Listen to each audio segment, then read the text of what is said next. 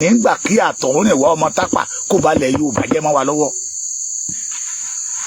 Àwa ò ní gbà.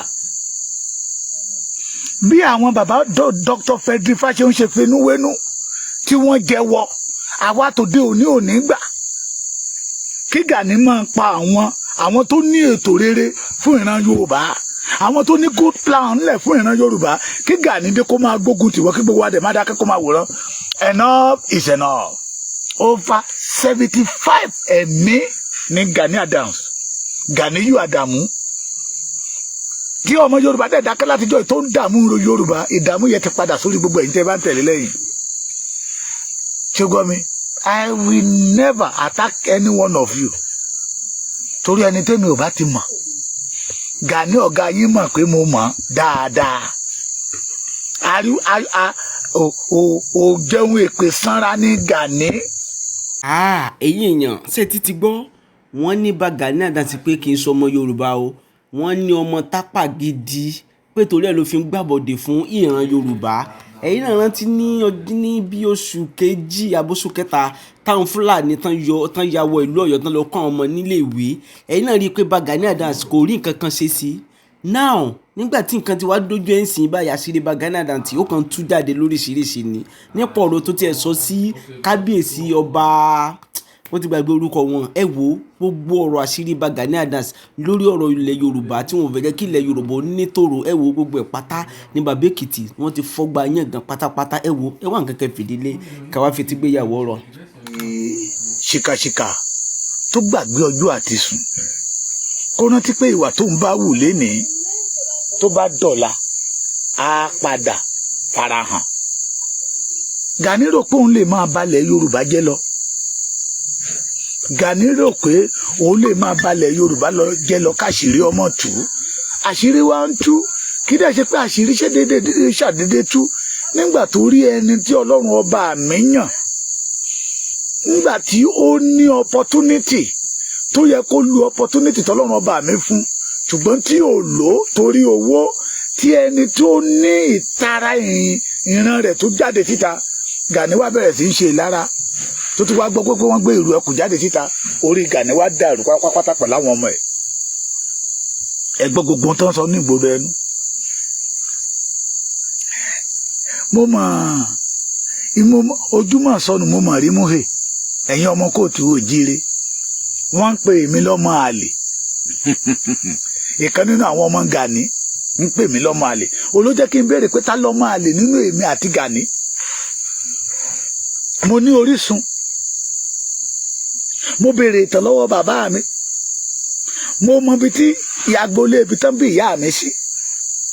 Mo máa gboolé ibi tí bàbá mi ti jáde. Ẹni bá fẹ́ wádìí mi bóyá ọmọ àlè ní mi ẹ lọ sí ìlú tó ń pè ní Ìpótì Èkìtì, ìlú Kọ́lẹ́nì Ayọ̀ Àríyọ̀, ìlú Òjè, ìlú bàbá Àkàndé, ìlú bàbá yìí orúkọ Ọlọ́mọjọbí, ìlú Yínká Ayéfẹ́lẹ́, ìlú Fẹ́mi Sọ́là. Wọ́n pọ̀ dáadáa. Tẹ́ bá ti débẹ̀ ẹ lẹ́ ń lọ sí ilé Pàákúta, ilé bàbá àti tèmi nìyẹn. Tẹ́ bá ti débẹ̀ ẹ lẹ́ ń lọ sí ilé Ayè, ọmọ Ayè Sùsùjúta, ilé ìyá mi nìyẹn. Àwa lọmọ Amúlà mẹ́tàlá wáṣẹ̀ yẹ, ọmọ Amúlà pẹ́kọ̀rọ̀ òkú, ọmọ Ògún ọmọ Abẹ, àwa lóríkì. Tábà kọ́tọ́ kèmí lọlé bàbá mi tó tún dá mi padà sílé ìyá mi, orí mi a máa wú. Ìran bàbá mi, àwọn ìran ìyá mi ń wá láti Ilé Ifẹ̀. Gbàrà tán bọ̀ ìrìn àjò wọ́n dé Adó Èwí. Ìdílé Ọ̀jà làwa ti jáde ní Adó.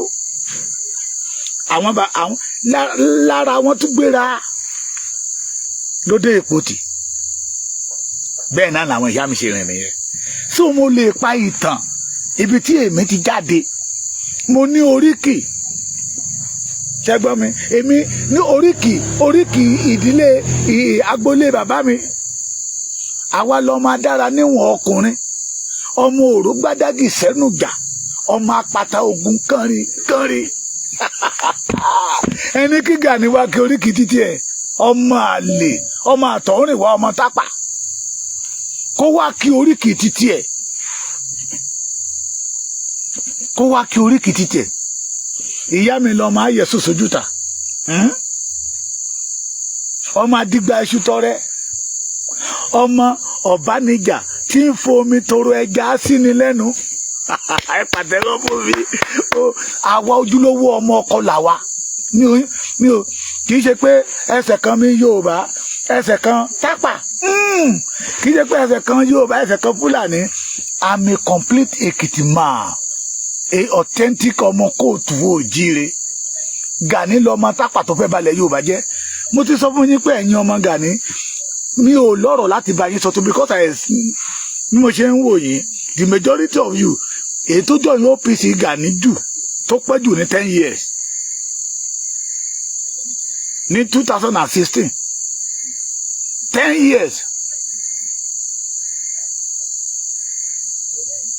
tó jọ yín 10 years so ọmọ ọkọ là wà ọmọ ọkọ kí n tó kú kí n tó travel pé èmi náà ń lọ sẹ́kọ̀ọ́ màá lo 25 years tí ò bá ní pé 25 years á kù díẹ̀ torí mo ṣe primary school mo jáde secondary school kémi náà tó gbéra pé Èkó yá ara àwọn family mi kan ló wà níbẹ̀ Ayéfẹ́lẹ́ Yínká Ayéfẹ́lẹ́ bàbá wa Ayéfẹ́lẹ́ àti ìyá mi ọmọlé ayé ni wọ́n mo mọlé dáadáa o àwọn tèmi mọ̀ mí o mo dá àwọn tèmi mọ̀ pé ojúlówó ọmọ ọkọ lèmi that is why lọ́rọ̀ I don't have anything but mo ní Yorùbá àwa ò dẹ̀ nígbà kí àtọ̀hún ìwà ọmọ Tápà kó balẹ̀ Yorùbá jẹ́ mọ́ wa lọ́wọ́ àwa ò nígbà bí àwọn bàbá Dr. Frederick Fáṣọ̀hún ṣe fenúwénú tí wọ́n jẹ́wọ́ àwa tòde òní ò nígbà kí Gani máa pa àwọn tó ní ètò rere fún ìran Yorùbá àwọn tó ní good plan ńlẹ̀ fún ìran Yorùbá kí Gani dé kó máa gbógun tìwọ́ kí gbogbo adẹ̀ má dákẹ́ kó máa wòran enough is enough enough is enough omíyalé kú ọjọ́ mẹ́ta enough is enough enough is enough tí ọmọ Gani bá lè jáde tó ní àwọn ọmọ kan ṣe propaganda tó ń pè mí ní ọmọ àlè mo jọ bàbá mi bí omi mú mi ni mo dẹ̀ popular ní láti kékeré mo ti popular ní Ìpótì Èkìtì ọmọ améwé ní jiyàn ọmọ ilé ní ẹwẹlẹ àwárẹ o àwárẹ Ìpótì o àwárẹ o kí ọmọ ọlọ́jà yìí ṣe ní lọ́mọ ọlọ́jà yìí hùn kí ọmọ ọlọ́jà yìí ta iyọ̀ lọ́mọ ọlọ́jà yìí ta orí mẹ́jà lẹ́la ọjà mọ́gàlú yìí arígbó ẹnu ṣòṣùkè ọmọ ilé ní ẹwẹlẹ àwárẹ o I challenge you àti ìwà àtọ̀gá ẹ kí Gani jáde síta kó wá fi oríkì ilé bàbá ẹ lárí gidi ọ̀tọ̀ lóríkì ìlú ọ̀tọ̀ lóríkì ilé ìyá ọ̀tọ̀ lóríkì ilé bàbá ọ̀tọ̀ lóríkì family house kí wọ́n ní ká wọ́n máa kì mí báyìí ká máa kì mí mọ́ oríkì Ìpótì ká má lè kì mí lọ sóríkì ilé ìyá mi ká má lè kì mí lọ sóríkì ilé bàbá mi agboolé ibi tí mo ti jáde lágboolé ibi tí mo ti jáde àwa lọ́mú ògbóyè gbéyàwó oh God àwọn ọmọdé ẹ máa bá yé ọ̀gá yín Gani jẹ́ o ẹ máa bá ayé Gani máa tápa ò mọ́ wa lọ́wọ́ tí ò bá fi Yorùbá lọ́rùn lẹ̀ ó máa tápa ò ṣùgbọ́n mi ò ń sọ máa lè mú dá bàbá mi mọ̀ bàbá mi ò dẹ̀ deny pé ọmọ àlè ni mí ṣùgbọ́n mi mo dá bàbá mi mọ̀ dáadáa ló jẹ́ kí ọ̀rọ̀ Yorùbá máa ká mi lára torí mo jẹ́ ojúlówó ọmọ ọkọlẹ̀ Yorùbá mi ò wá láti Tápà kò sẹ́ni tó lè pa ìtàn pé bàbá mi ó wá jalè ní ìran bàbá ẹ̀ jalè ògbójú ọdẹ àwọn bàbá tó bí bàbá mi wà lára àwọn Èkìtì parapọ̀ tó já ogun Kírìjí jọgbọ́ so to show you that I'm a genuine Yorùbá man a genuine Èkìtì man òfò ní ẹ̀yin àti Gani ọ̀gá yín máa ṣe nílẹ̀ Yorùbá mo lágbára Ọlọ́run lọ́sẹ̀ táwọn máa mú ìmọ̀ àwá sí Èkó ṣẹgbọ́ mi ọkọ̀ ọ̀fẹ́ wọ́n ti ní kí n máa wò yín ràn ẹ fẹ́ wọ ọkọ̀ ọ̀fẹ́ d'Àbújá ni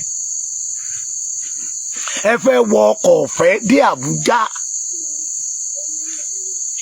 ìwọ ọ̀gá yín tó jáde síta tó lẹ́nìyàn ká pààyàn ẹ̀ ń bínú ògo Ọlọ́run ẹ̀ẹ́dẹ̀ ní nǹkan kan ṣe. The Yoruba say that we don't need your service again. OPC Gani ẹgbẹ́kẹ́gbẹ́ we don't need your service again. Ẹ wá ní ẹ orúkọ kan orúkọ tẹ́ ti bíúdì orúkọ tó jẹ́ pé ẹ̀jẹ̀ Yorùbá ọmọ Yorùbá tẹ́ẹ̀tẹ̀jẹ̀ ẹlẹ̀ straight bullet lẹ́fi bíúdì orúkọ afẹ́fẹ́ wá fẹ́ ọmọ Yorùbá wá rí fòrò adìyẹ ẹ wá fi kàrà ọmọ Sunday Igboho. Who does that? Láàrin èmi àti Gani ta ló máa lè.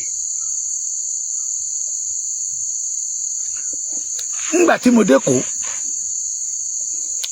1988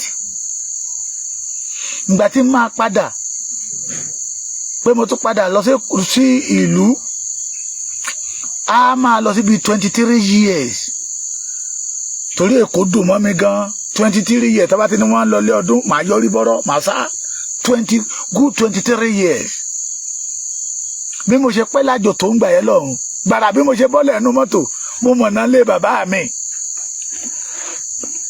mo mọ̀nà ilé ìyá mi Gani Rasaki Arógundádé ló jẹ́ ká mọ̀ pé Gani ò mọ́lé bàbá ẹ̀ ló jẹ́ ká mọ̀ pé bàbá ẹ̀ ó jalè ni ló wá sá sí pálásì Àrígídí ọba Sákì Àrígídí náà bá gbà kó máa bá wọn fún ẹṣin lóúnjẹ is from Táàpà. I'm not a Táàpà man. I'm a genuine Yoruba. That my origin is from Ilé-Ifẹ̀. Tó ń fẹ́ the land of love and expanding. Ẹ ti dá nǹkan kan mọ̀ ojú Yorùbá ti là ojú Yorùbá ti kí ni ó ti là. Thank you. You are from Ushi. Tẹ́ bá béèrè adara fún yín brother mi ṣé brother ní àbí Kẹ́hìndé Abóríṣàdé kábíyèsí the present kábíyèsí Olúṣì now ìyá àwọn ìsọmọ ìpòtì kó lè mọ̀ pé mo mọlé àwa èyí ṣe ọmọ àlè la fi dúró pé àní gbà kí àtọ̀húnrìn wa Gani wá dalẹ̀ Yorùbá rú pé níbi tó dá ilẹ̀ Yorùbá jẹ́ tó bàjẹ́ dé ó pààyàn lẹ́kọ̀ọ́ ó pààyàn lógùn ó pààyàn nìbàdàn ó pààyàn lọ́hùndó ó pààyàn káàkiri ó pààyàn lọ́wọ́ bàbá yẹn ní òun wà lára àwọn tó tẹ̀lé lọ sí Ọ̀wọ̀ ó ní over 75 people ní èdè ẹ̀mí ọmọ Yorùbá ní Gani waste over 75 ẹ̀mí ní Gani Adams Ganiyu Adamu tí ọmọ Yorùbá dẹ̀ dákẹ́ látijọ́ tó ń dààmú Yorùbá ìdààmú yẹn ti padà sórí gbogbo ẹ̀yin tẹ́ bá ń tẹ̀lé lẹ́yìn ṣùgbọ́n mi I will never attack any one of you torí ẹni tẹ́mi ò bá ti mọ̀ Gani ọ̀gá yín mọ̀ pé mo mọ̀ dáadáa ò jẹun èpè sanra ní Gani tó ló ń wá intelligent òun wà àánú àbọ̀ ṣé mò ń bí léèrè ta ló kọ́ Gani ní ogun jíjà that make him reject the work of a training police officers òfò ní gbogbo yín máa ṣe òfò lẹ́yìn àti Gani yẹn máa ṣe nílẹ̀ Yorùbá ẹ máa pa Sunday gbẹ̀yìn ni no more room for Gani.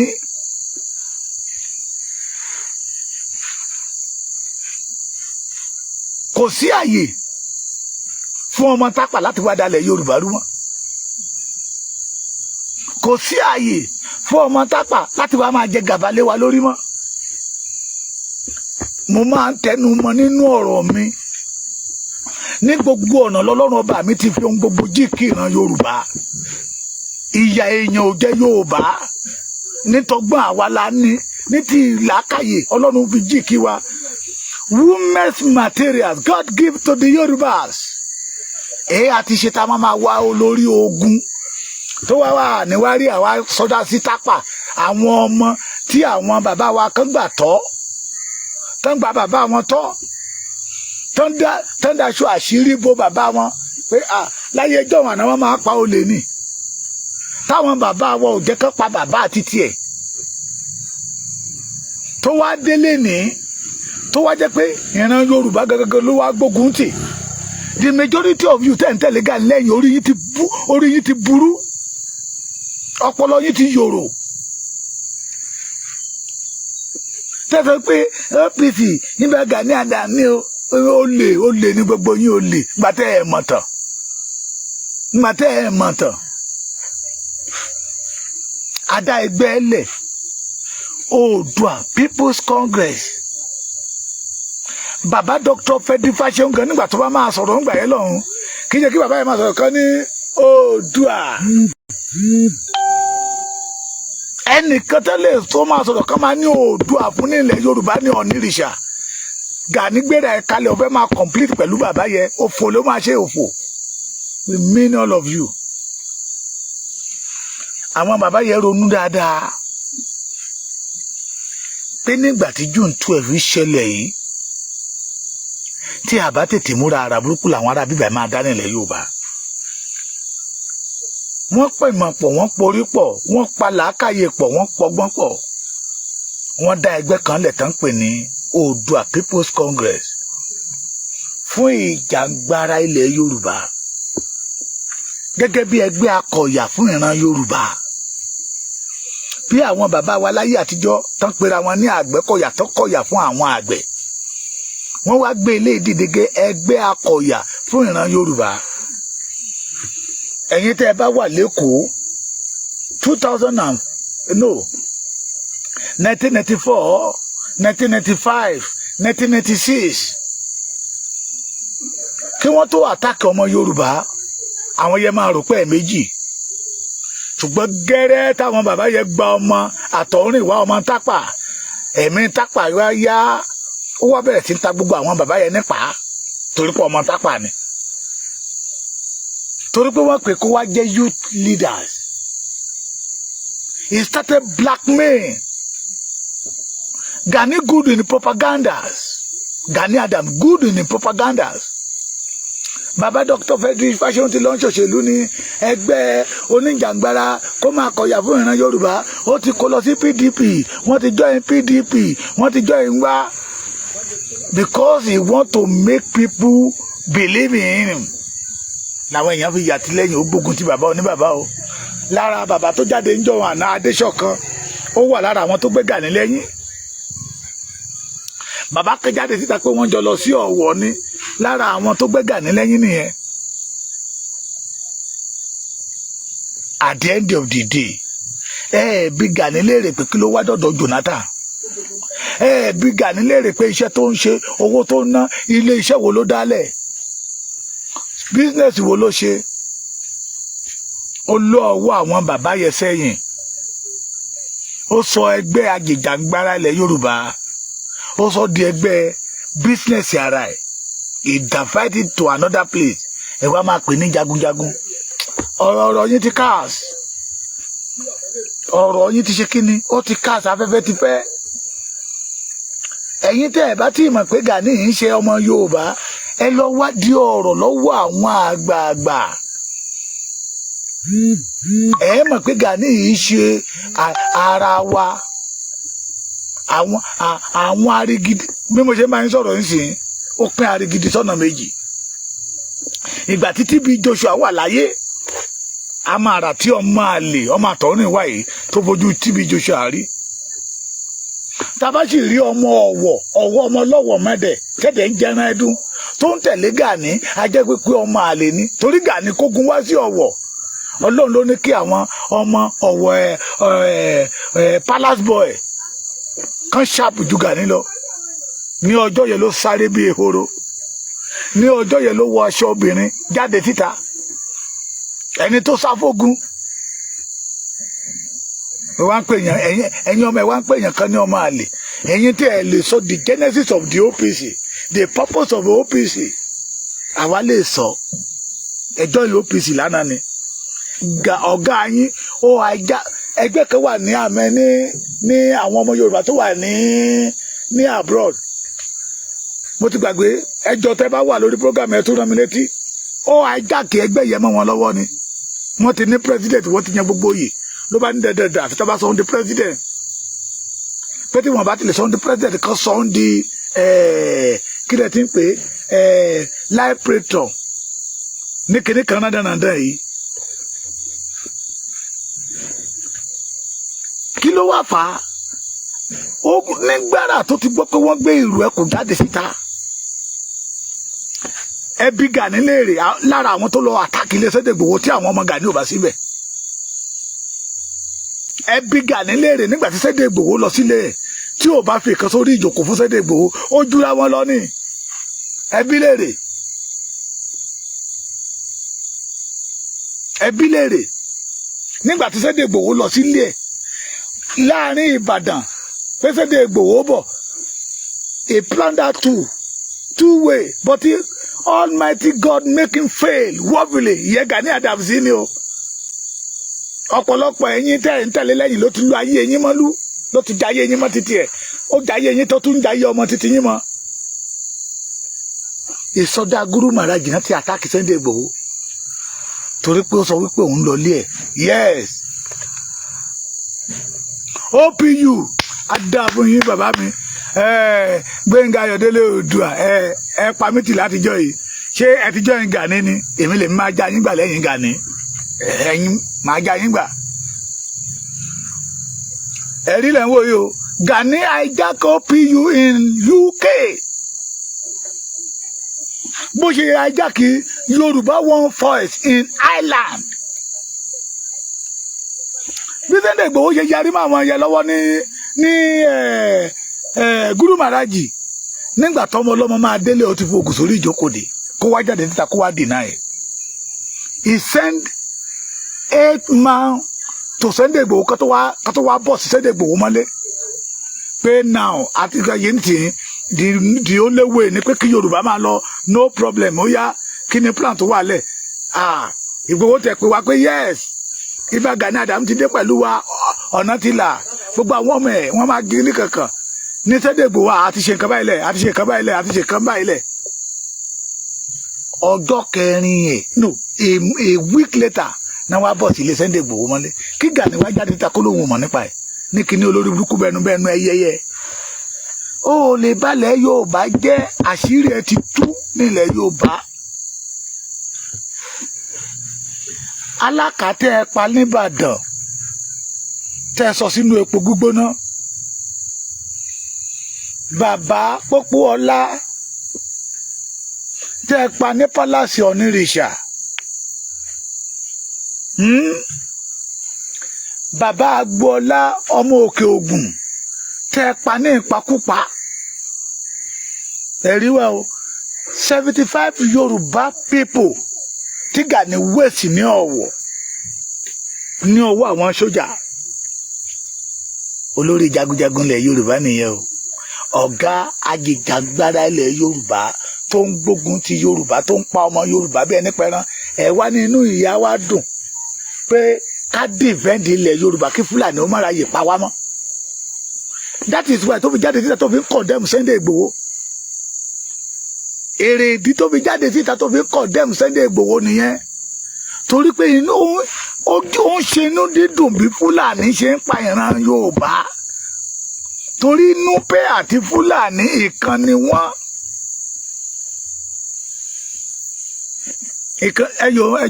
ẹ máa gbọ́ mi ẹ̀yin ọmọ Yorùbá tẹ́ bá jọ wà ń bì kan lóòótọ́ Yorùbá wọn ní Yorùbá máa ń gbẹ́ sí ara wọn bọ̀ kò síbi tí ṣe ò sí tí ẹ̀yin àti Yorùbá bá ṣe ń já ẹ̀jẹ̀ yẹn sì máa sọ̀rọ̀ kò sí bí àjòjì ṣe máa fẹ́ràn yín ju Yorùbá ẹgbẹ́ yín lọ Gani ò hùwà bí ọmọ àlè o he proved to us that he is a genuine ọmọ Tápà èrè ìdí tó fi ń open ọ̀nà nílẹ̀ àwọn Fúlàní so they can be able to enter the Yorùbá land and starting ṣe ń tọ́ yẹ kán ṣe fún ọ̀nà Yorùbá ṣùgbọ́n when they know that Sunday Igboho has come back ìbànújẹ́ bá ọkàn Gani mo ní wọ́n mọ̀ wọ́n gbàdúrà wọ́n gbé gbogbo ọ̀nà kí Sunday Igboho mọ́ lórí ọ̀fẹ́ àti padà wálé yegede ojú tìyín lẹ́nu ọjọ́ mẹ́ta yìí àwọn màálù ètùtù tẹ́ lọ rì mọ́lẹ̀ torí Sunday Igboho ipa tí a ń kó ṣe Bàrí Èkìtì ipa tí a ń kó ṣe lásán ara ló fi ń san gbogbo ẹbọ tẹ́gbẹ́ nítorí májà Sọ́lá Àdìsá Ìgbòho ara ló fi ń san. Kò sí mùmú àti ọ̀dẹ̀ ni ò ní mọ̀ pé a gbé ọmọkùnrin yẹn wá láti wá pa ìran Yorùbá bẹ́ẹ̀ nípa ìran ni. Ọ̀rọ̀ tí bàbá wa ọba Ṣómólú Bàrígà sọ pé Àtíkù ló gbówó lẹ̀ tó fi jẹ oyè Ààrẹ Ọ̀nà Kakanfò tó fi confuse bàbá wa Adéyẹmí Lámídì kí Gani wá jáde síta kó wá dìnnà ẹ̀ kó bọ́ bàtà lẹ́sẹ̀ kó gbéra ìṣépè lórí ilẹ̀ Yorùbá pé Àtíkù ò fún un lówó kó gbéra ìṣépè pé Àtíkù ò pé Jonathan kó gbéra ìṣépè pé petition ò pọ̀ lórí òun tó fi lọ pé Jonathan pé àwọn èèyàn ti fẹ́ gba kínní lọ́wọ́ òun kó bọ́ bàtà lẹ̀ lọ́mọ eléri ibú tó fẹ́ dalẹ̀ bàbá wa rú tí ọ̀pọ̀lọpọ̀ Yorùbá náà dẹ̀ ṣe ń tẹ̀lé lẹ́yìn. I'm not a bastard. Mi ò fọwọ́ sí júwèlé bàbá mi. Mi ò kógun jayé, mi ò kógun lọ sí Ìpotì rí. Mi ò kógun lọ sílé ìyá mi rí, sílé bàbá mi. Gani kógun lọ sí Arigidi to show that he is not a genuine ọmọ Arigidi. Yorùbá máa ń gbàlejò láfi ní kí Yorùbá ó wọ àlejò gbà. Ká jẹ́ kí mistake àwọn bàbá wa tàná kó kọ́ wa lọ́gbọ́n lénìí. Ẹ̀yẹ wo kárìn kápọ̀ yíyẹni yẹni ẹ jẹ́ káwọn náà dúró mẹ́yọ́ yẹ lọ́dún mẹ́ kẹ́ múlẹ̀ kẹ́ máa roko lọ. Kárìn kápọ̀ àwọn bàbá wa àná ló gba fámìlì Gani láàyè ní ilẹ̀ Yorùbá ní Gani ló wá ń pàtàn fọ́mọ onílùú. Ní Gani sọ̀rọ̀ ẹ̀ di ọba ní ilẹ̀ Yorùbá. Ọ̀pọ̀lọpọ̀ Yorùbá ò dé jókòó kẹ́rò. Gani was not a first Ààrẹ Ọ̀nà Kakanfò Ọ̀yọ́. Kó má bàa bí àwọn ọmọ Ọ̀yọ́ nú Ààrẹ Ọ̀nà Kakanfò ilẹ̀ Yorùbá. He was not a second, third. Kì í ṣe number 10, the 15th. Ẹ wá wá bí Gani léèrè òpònú ẹlẹ́nu ṣùrùkù. Ọmọ Tápà Ààrẹ Ọ̀nà Kakanfò wo ló jẹ Bárẹ̀ Jíròrò ló jẹ gẹ akọgun ajagunà ààrẹ ọ̀tún Bárẹ̀ Níyì Kakanfò. Oyè yẹ pọ̀ mo kọ́ síbi kan ẹ gbọ́ orúkọ oyè mi rádaràda pé nǹkan ti ṣe Yorùbá. Àwọn ààrẹ wo ló jẹ orú oyè bẹ́ẹ̀? Àyè gba Tápà ó kọ́ lé ègúnú mọ́ wa lára. Àbẹ́ ẹ̀gbọ́n mi bí àyè gba Tápà ó kọ́ lé ègúnú mọ́ wa lára. Ẹ̀yin òpònú tí ó jẹ́ pé títí Gani máa fi gbélé bàbá yín tà mọ́ yín lọ́wọ́. This now gbogbo àwọn àṣà wa tó ti parun ló ń gbé jáde síta. He promote Yorùbá culture. Dìdìrìn nìyí. Kí ni mo pè yín? Dídìrìn. You are a dídìrìn. The òpónú. Ṣé Kakanfò festival is part of our culture? It's part of our heritage àbí Kakanfò day. Mo béèrè ni ẹ má bínú sá o. It is part of our culture. Kí olóyè ìlú gan ọ̀tún ìlú ò gbẹ́dọ̀ rí bá kábíyèsí lórí ìjókòó kó máa tẹ́wọ́ á dọ̀bálẹ̀ tán ni tí ò bá dọ̀bálẹ̀ tán kákò pé kábíyèsí go to Ọ̀wọ̀, go to Edo State, go to the Ilé-Ifẹ̀. Àwọn ọba tí ń gbàdọ̀bálẹ̀ ọba nìyẹn. Ẹni tẹ́ ló ń gbàṣà Yorùbá ga bó ṣe máa náwó sáwọn ọba rẹ̀. Àti ẹ̀rí tó bá ń bọ̀ ní patí ẹ mọ̀ pé ààrẹ jọ̀lọ́ọ̀fù ni àwọn ọba míì á tún máa dìde fún níbi tó báyé ìran Yorùbá jẹ́ dé ẹni tẹ́ ẹ ló ń promote culture nìyẹn o tó ní oyè tó ń jẹ òun ò gbẹ́dọ̀ dọ̀bálẹ̀ fún ọba ní ilẹ̀ Yorùbá is a symbol. King is a symbol to the Yoruba race. La fi ń pè wá ní ọmọ aládé. Adé títí wá yàtọ̀ sí adé tán fi páálí ṣe. Tán kó góòdì sí lára. Adé títí wá yàtọ̀ sí adé China. Adé ìṣẹ̀ǹbáyé tó ti wà more than 15,000 years ago. Àwa ni ìran t'Ọlọ́run kọ́kọ́ dá. Where are we? Why we allow? Why the reason? Mi mo yìnbó tí mo fẹ́ lò ní o. Ẹ ṣáà máa lò ó. Ẹ máa lò sẹ́jẹ̀ o. That will make us allow Tapa boy tó dẹ̀ fẹ́ sọ̀rọ̀ ẹ̀ di kàràǹjẹ́gbọ́n mọ́ wa lọ́wọ́. That want to destroy the Yorubas. Tá a kápọ̀ sọ́run, tá a fi ẹ̀gẹ́ sí stáàṣì, agbádá sọ mí darúgbó. Tá a máa sọ wípé oyè tó ń jẹ ojú oyè ọba lọ ní ilẹ̀ Yorùbá ara ló máa pa gbogbo yín pápátá tẹ́ ẹ bá dẹ̀yìn.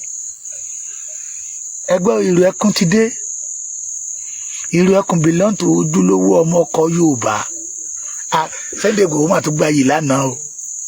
Láti àná mo ṣe ń wọlé ni o. Gbogbo pàtẹ́ rí mi tí mo ṣe program lẹ́ẹ̀kan tí mo ń láàgùn nu mọ́tò ìrìn àjò ni mo wà. Ìrìn àjò láwa yìí o. Ọ̀la inú kan ló gbé wa délé. Ibi tí a ti expect pé they can call us pé ẹ máa bọ̀ ẹ gbẹ́dọ̀ ṣe kíní lẹ́yìn wa. Ṣé ẹ ti yọ wá kò nínú Yorùbá ni? Àwọn olómi àpèwà pé ṣé àwọn ò ṣe Èkìtì mọ́ ni ẹ ń ṣe kaba ẹ gbẹ́dọ̀. Àwọn tó jẹ́ pé à ń bẹ̀bẹ̀ tẹ́lẹ̀ ká tó rí. Àwọn olóko tó wá ń bẹ̀ wá báyìí. Pé this thing belong to all of us. It is because why? The Ghanaians has spoiled the name of OPC. Turn OPC to another thing in Yoruba land. And we are moving forward. We are moving forward. We are moving. Brother Lawrence Olamileka, I'm happy. We are moving forward. Tell me, you come back put me lọ́mọ àlè lórí ilẹ̀ bàbá mi. Ẹni dákẹ́. No. We are moving forward. Wọ́n ní nígbà tó pé ẹ bẹ́ẹ̀ ṣe jáde síta dídákẹ́ tí àwọn bàbá wa dákẹ́ lánàá. Ló gbé wa dé orúkọ tá a wà yìí. Ẹ ṣáàfi wọn lẹ̀ ẹ fojú fò àwọn bàbá wa ń fojú fò àjòjì ń gbalẹ̀ mọ́ wa lọ́wọ́ àwọn bàbá wa ń fojú fò ògo wa wọ́n dẹ̀ ń sọ́dún nǹkan míì mọ́ wa lọ́wọ́ àwa ò ní fojú fò. This is part of the moving forward of the Yoruba race. Tó bá dọjọ́ ọ̀la kò ní sí àyè fún àtọ̀húnrìn wa àwọn ọmọ àgbétọ́ àwọn ọmọ tápà àwọn ọmọ núpé kó wọn máa fẹ́ lá kó máa sọ̀rọ̀ di èèyàn pàtàkì ní ilẹ̀ Yorùbá. Maybe the majority of you did not know that èpò nínú àlìkámọ̀ ní Gani jẹ́ nínú ilẹ̀ Yorùbá. Èpò gidi pọ́nbélé ní Gani. Bẹ́ẹ̀ bá kó ènìyàn 15 ńlẹ̀ agbára kákálẹ̀ máa fi rí 1.5 tó máa sọ̀rọ̀ Gani dáadáa. 1.5 tó bá sọ̀rọ̀ Gani dáadáa irú ìrònú ìborùn ni wọ́n ajẹnilẹ́sẹ̀ agbẹ̀tọ́ ẹlẹ́tọ̀ lọ́wọ́ ẹlẹ́tọ̀ ayínilọ́wọ́ gbà adalé onílérú nírú àwọn 1.5 yẹ. So ẹ wá ní kádàkẹ́ ká máa wòran. We must let the Yorùbá and unborn àwọn generation tó ń bọ̀ kan bá lẹ̀ pé ọmọkùnrin kan wà o Gani Adams ló ń jẹ́ ọmọ tápà ní torí pọ́pẹ́ ní ilẹ̀ Yorùbá ló sọ̀rọ̀ ẹ̀dín nǹkan míì ló máa joyè Ààrẹ Ọ̀nà Kakanfò àwọn bàbá wa rò pé ọmọ bẹ́ẹ̀ orí bẹ́ẹ̀dì ni náà máa gbé sórí bẹ́ẹ̀dì tán o ló máa sọ wípé èmi fẹ́ mẹ́mọ́ ẹ fún mi ní tọ́bílà o.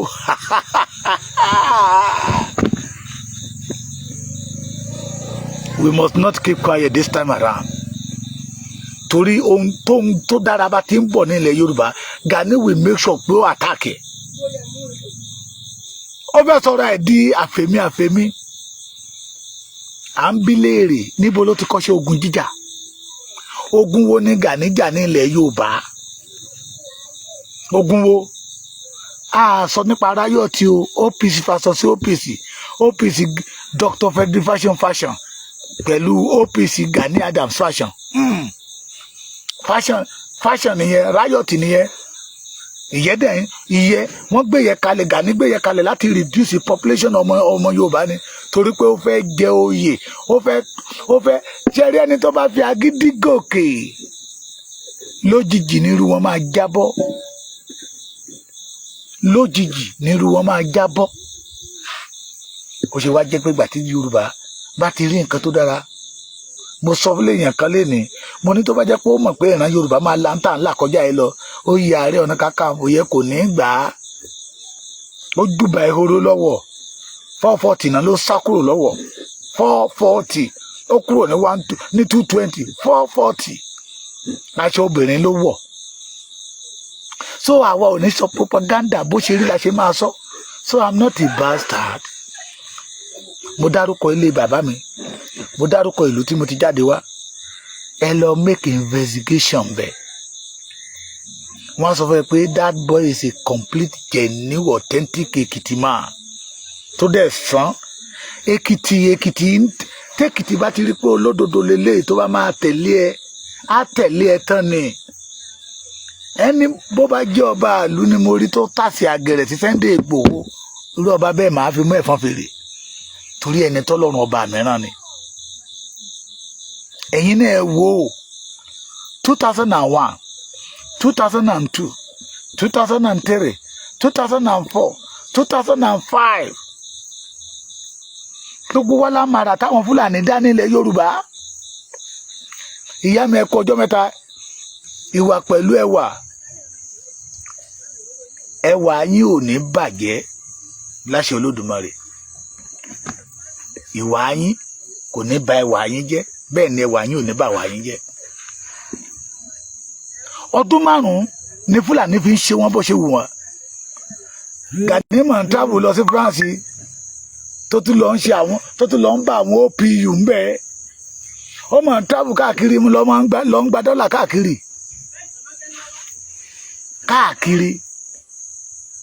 Fúlàní dẹ̀ ń pa everybody lọ but he good in information bí àwọn náà ti ṣe mọ́ pé àkànmáni sọ pé mi ò sọ nǹkan kan wọ́n ń bọ̀ o power bike 50 power bike bíi 5 million náà máa kó wọ̀lú Ọ̀yọ́ náà fẹ́ gbà wọlé Ògùn náà fẹ́ gbà wọlé orí Kwara yẹn ni wọ́n ní káàpù bẹ́ẹ̀ tó bá ti sọ yẹn tán ara ilé mi máa dákẹ́ ni but when the ojúlówó ọmọ ọkọ authentic genuine one olú ọmọ Oòduà di Àrẹ̀mọ Oòduà tó dé màmá mi now ajínigbé ajínipa dínkù nígbà tó ń gbọ́ pé Sunday Igboho dá èrò ẹkùn lẹ̀ most especially àwọn ará mo rí nínú àwọn ará Kwara tó pè mí tó sọ wípé ẹjọ́ ẹ má jìnnà sí wa ṣebí olóyè Sunday Igboho ti wá introduce èrò ẹkùn lọ́dọ̀ wa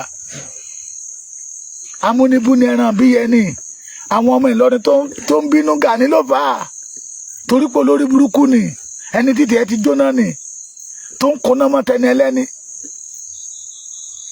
tó ń ṣe kí ni tó ń kóná mọ́ tẹni ẹlẹ́ni yẹ́ ẹ̀fẹ́ ṣéjà ẹ̀jẹ̀ bàbá mi 2021 to 2025 yes.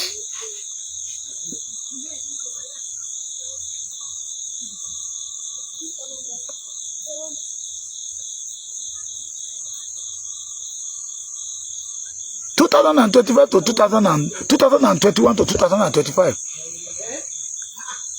gbogbo wa la mọ̀ tójú wa rí àwọn tó wà nílùú òyìnbó gan pariwo pé pípa ẹ ti pọ̀ jù gẹ́rẹ́ tó máa dé yẹmọ́dé mo ṣe kábíyèsí fún bàbá wa Ládọjà Oyin wọ̀lú Ayọ̀ wọ̀lú Ògo wọ̀lú Ìdùnnú wọ̀lú Ṣúgà gan wọ̀lú pẹ̀lú bàbá wa Ọ̀nìrìṣà olórí aládé gbogbo ilẹ̀ Yorùbá àtàwọn ọba kọ̀ọ̀kan bàbá wa Olúgbọ́n Ajérò wọ́n dìde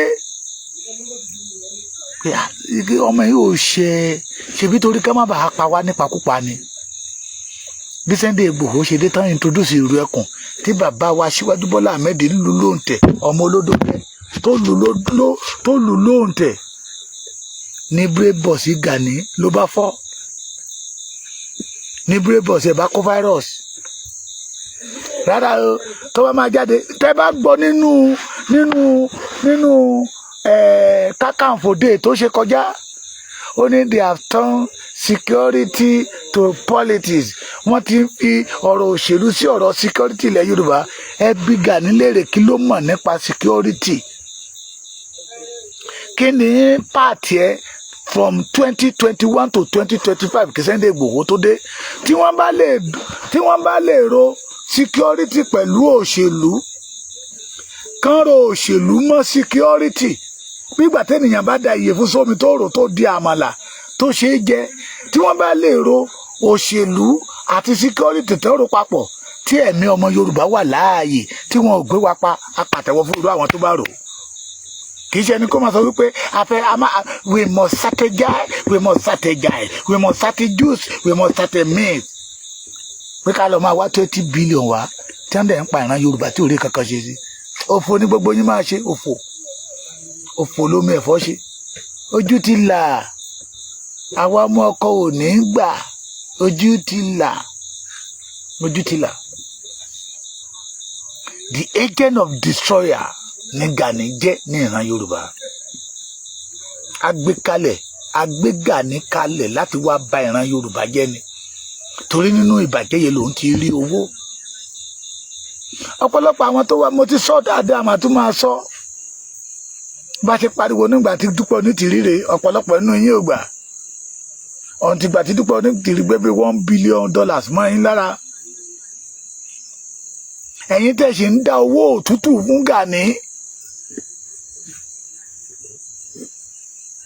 Ẹ̀yin tẹ̀ ṣì ń dá owó òtútù yín fún Gani.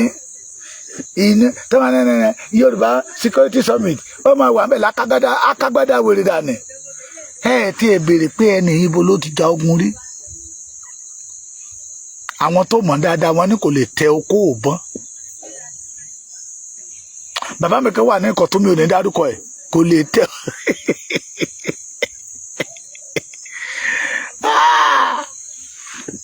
Ìlara wa báyé Gani jẹ́. Torí pé ó fẹ́ ba ilẹ̀ Yorùbá jẹ́. Ìwọ́n pé kí Yorùbá fẹ́ ṣe nǹkan kan kó di àjíkí, kó fẹ́ sọ̀rọ̀ rẹ̀ di ẹni tí ìran Yorùbá ó máa jíbọ.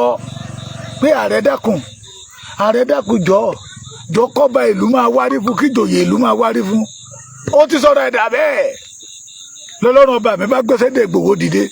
Jẹ́jẹ́ ni Sunday Igboho dìde ló wá àwa lálọ́ba. Gani náà ló sọ pé ọmọ Yorùbá ò ṣe é nu ẹnu fún. Ìyá mi Adéjọkẹ́ Adédàpọ̀ adára fún yín, ojú òní tì yín abiyamọ tòótọ́. Ẹ mọ́ bínú bóun mi ṣe rí ni mò ń rojọ́ kiri látàárọ̀ ní bẹ́yẹ ìbáka. Ìgbé kéké ni tẹyẹ lóko. Àwa máa rojọ́ pa Gani ni kó fi ran Yorùbá lẹ́rùn lẹ̀. Kó fi Yorùbá lẹ́rùn lẹ̀. Ọmọ rédèrèdè játijàti olè. Àgbẹ̀dọ̀gba. Bí Gani bá tàfà nínú òkùnkùn, kátà padà sínú ayé ẹ̀. Torí kì í ṣe ara wa. Ẹ wojú ilẹ̀ kẹwẹ̀nu ọkọ́. Kì í ṣe ara wa. Ẹ wo ìwàsí ẹ̀ fún ìran Yorùbá. Kì í ṣe ara wa. Látìgbà tí Gani ti ń strategize, tó lóun strategize, kí ló mú bọ̀? Bí mo ṣe wà yìí, mo lè gbé mọ́tò sọ́nà kí ni mò ń lọ Kwara lọ́wọ́ tá a wà yìí. Mo lè gbé mọ́tò sọ́nà tí mo fẹ́ sáré dé Òṣogbo tí kẹ́kẹ́ kan ò ní gbin. It is because they have already know. Wọ́n wá ní Sunday Igboho ọmọ burúkú yẹ. Lọ́dọ̀ Fúlàní ọmọ burúkú ni Sunday Igboho. Lọ́dọ̀ bandit ọmọ burúkú ni Sunday Igboho. Ṣùgbọ́n lọ́dọ̀ àwọn tó jẹ́ ojúlówó ọmọ Yorùbá, wọ́n á mọ̀ pé Sunday Igboho ẹni tọ́lọ́run ọba mi rán sí wa ni.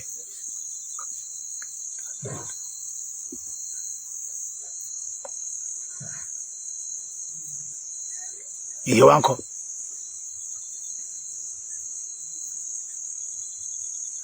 Àgbẹ̀dọ̀ gba Gani láàyè. Ṣe rí táwọn ọmọ OPC yẹn bá jáde síta tán bá ń gbó. àwọn OPC tàná ni wọ́n ṣe join lánàá ni àwọn tó bá dàgbà nú wọn Gani ló bá yé wọn jẹ́ débẹ̀ ọ̀pọ̀lọpọ̀ títa lé bàbá ẹ̀ kó lè máa ráyè tẹ̀lé Gani lẹ́yìn òun lẹ́fi máa rí ọ̀pọ̀lọpọ̀ nínú wọn etí ló máa ń gba fìlà dúró lẹ́fi rí ọ̀pọ̀lọpọ̀ nínú wọn wáìtì wọn ti dé kó ti pọ́n ìkẹ́tẹ̀jáde lẹ́nu ọjọ́ mẹ́ta yìí tó ní òun ni kọ̀mándà wọn ní Kwara State gbọ́ wọ́nranwọ̀nran tó ń sọ lẹ́nu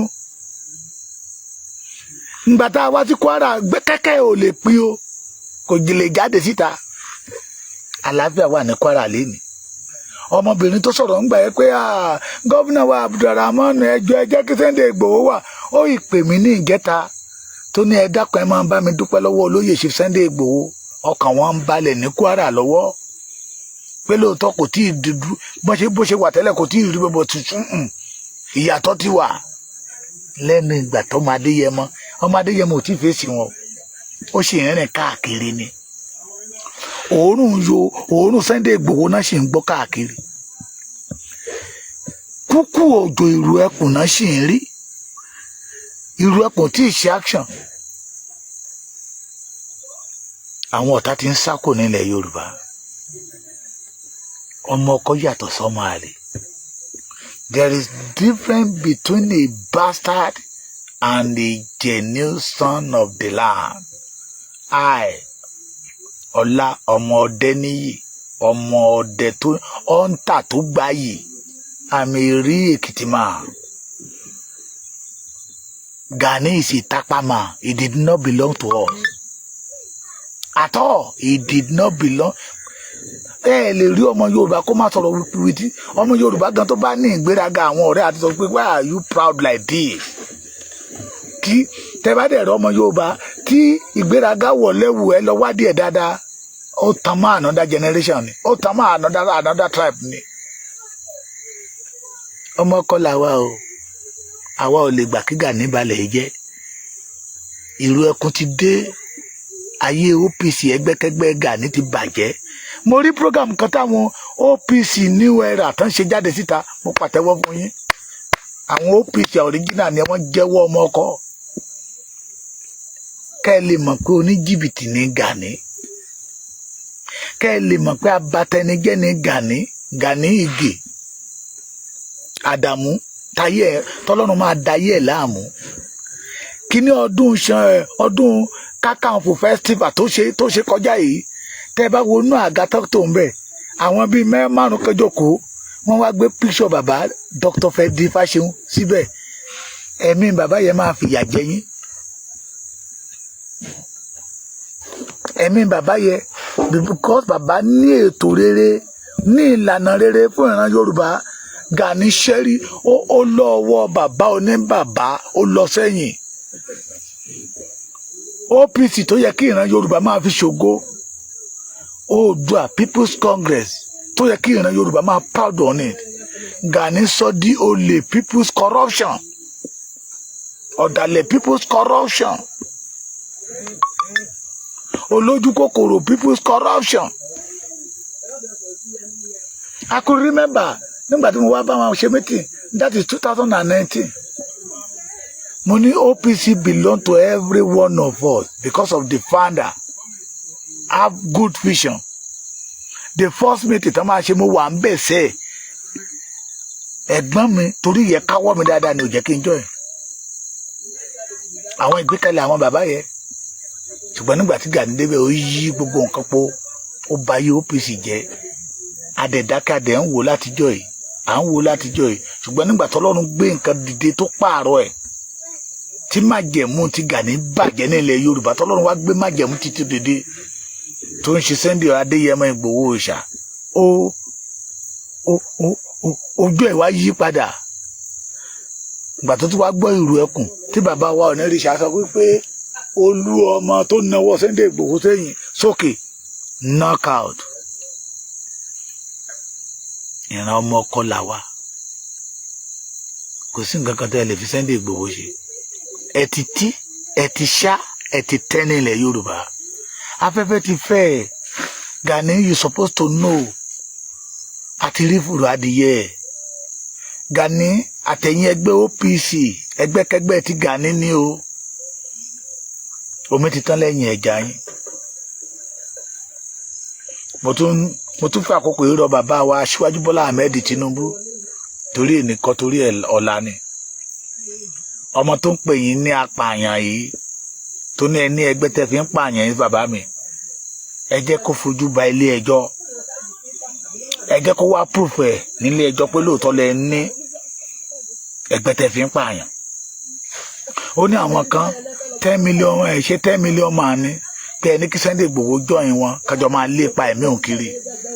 Ẹ jẹ́ kó fèsì court of law torí èyí kọ́ bàbá mi torí ọ̀la ni ó lè má ní ìfẹ́ tì nínú ayé yín ṣùgbọ́n ayé àwọn àrọ́mọdọ́mọ yín kọ́. Torí Yorùbá ní pé tára ilé ẹni bá lẹ́nu ènìyàn máa ń lẹ́sẹ̀ ní bàbá mi. Let this man face court of law. Wọ́n gbé bọ́ yìí kalẹ̀ láàrin wa ní ohun èlò ìdìbàjẹ́ ní Gani epo ní Gani. All the Yorùbá must prepare to fatus láti fatu ló ń jẹ bẹ́ẹ̀. So bàbá mi ẹ jẹ́ kó fojú ba ilé ẹjọ́. Honorable Commissioner Táyọ̀ Àyìndé wọ́n lẹ́yìn ní owó apààyàn agbénipa tí bàbá Bọ́lá Ahmed fẹ́ san pé ẹ̀yin náà gbéràn tẹ́ gbé fún Sunday Igboho ẹ jẹ́ fojú ba ilé ẹjọ́. He must prove it in court of law. Gani must prove it in the court of law. Adára fún yín jáde ojú òní tìyín ẹ dákun ẹ ṣàánú àwa o ìlọsíwájú ilẹ̀ Yorùbá làwa ń wá. Àwa Èkìtì fẹ́ ṣe launching inauguration di irú ẹkùn tó ń fọ́ wọn lórí tó ń lọ́ wọn lórí wọn ò lè mọ̀ dí abájọ ni wọn ò mọ̀ dí abájọ ni àìmọ̀ dí abájọ ló fọ́ wọn lórí ló sí wọn níwé bẹ́ẹ̀ wọn ò dẹ̀ lè mọ̀ dí abájọ wa.